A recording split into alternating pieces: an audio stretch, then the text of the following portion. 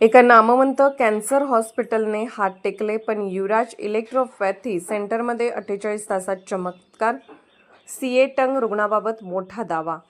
सिएटंग मेटास्टॅटिसच्या last स्टेजमधील एका रुग्णाच्या प्रकृतीत अवघ्या 48 तासात लक्षणीय सुधारणा झाल्याचा दावा युवराज इलेक्ट्रोपॅथी सेंटरमध्ये उपचार घेत असलेल्या रुग्णांच्या नातेवाईकांनी केला आहे.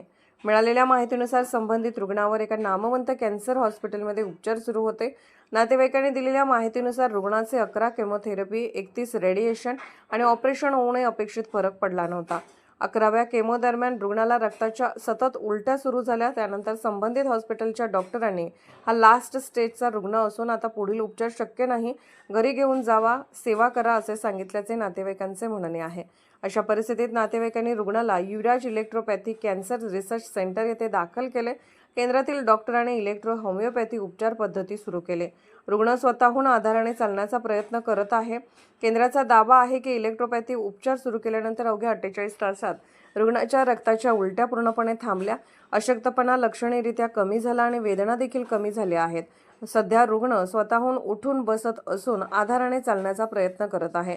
हा इलेक्ट्रो होमिओपॅथी उपचार पद्धतीचा एक चमत्कारच असल्याचे नातेवाईकांकडून सांगण्यात येत आहे. या रुग्णावर उपचार करण्यासाठी युवराज इलेक्ट्रोपॅथी कॅन्सर सेंटरचे डॉक्टर संतोष राठोड आणि डॉक्टर सुनील वाघमार यांनी विशेष मेहनत घेतली.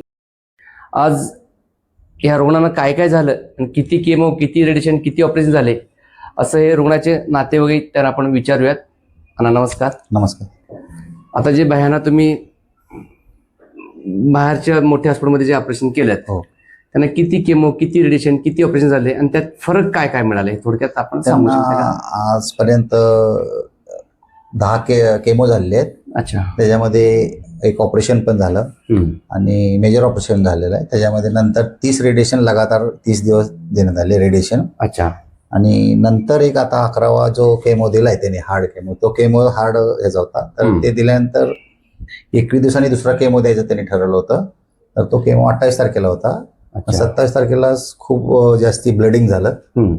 तर ब्लडिंग झाल्यानंतर परत त्यांना ते हॉस्पिटलमध्ये, आम्ही मोठ्या हॉस्पिटल त्याच हॉस्पिटलमध्ये नेलं. तर त्यांनी सांगितलं की आता परत केमो हे बाकीचे इलाज आम्ही त्यांना देऊ शकत नाही, हे ट्रीटमेंट घेऊन तुम्ही घरी घेऊन चालू ठेवा.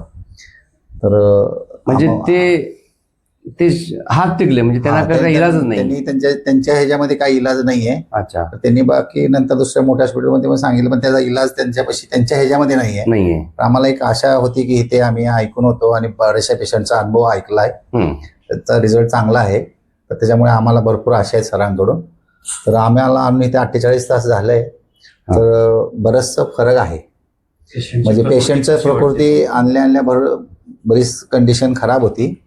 तर आता थोडं आहे, 48 तासामध्ये बरंच फरक दाखवतोय. तर आम्ही अजून एक 7 ते 8 दिवस 10 दिवसाचा कोर्स करून ट्रीटमेंट करून आम्ही घरी घेऊन जाऊ आणि नंतर ते सरांचं ट्रीटमेंट फॉलो करूया. 2 दिवसात तर आता फरक आहे. आम्हाला सरांकडून बऱ्याच अपेक्षा आहेत, आशा आहेत की आमचं पेशंट नीट होऊन जाईल. त्यांनी पण विश्वास दाखवलेला आहे, आम्ही पण त्यांना सपोर्ट करतोय, विश्वास दाखवतोय. तर होईल, सर्व व्यवस्थित होईल. जे ऑर्डरमध्ये न होणारी गोष्टी आहेत, जे एंड होतं तुम्ही जे आम्हाला जे आशा सोडून दिली होती, ते तुम्ही एक नवीन एक आशेचं किरण समजून तुम्ही इलेक्ट्रोपॅथीकडे बघून तुम्ही आलेला आहे. ठीक आहे. ह्याचा विश्वास आम्ही आमच्या उपचारामार्फत दाखवू आणि आम्ही पण प्रयत्न करू किंवा हे जे वनस्पती औषध आहेत हे आपल्या कॅन्सर सारख्या महाभयंकर आजारावरती कसं परिणाम होत आहे हे आपण सध्या पेशंटवर आपण बघितलेलं आहात आणि सध्या आपण बघतोय. आणि पेशंट 48 तासाच्या आत पेशंट चांगल्यातल्या चांगल्या प्रकारे पेन म्हणावं, त्याचे जे चेहऱ्यावरचं तेज म्हणावं, हे बरेच चांगलं दिसत आहे. फरक पडलाय. फरक ना, हे बघा असं व्हेरी गुड. हे बघा पेशंट सध्या आता स्ट्रॉंग झाले. थँक्यू.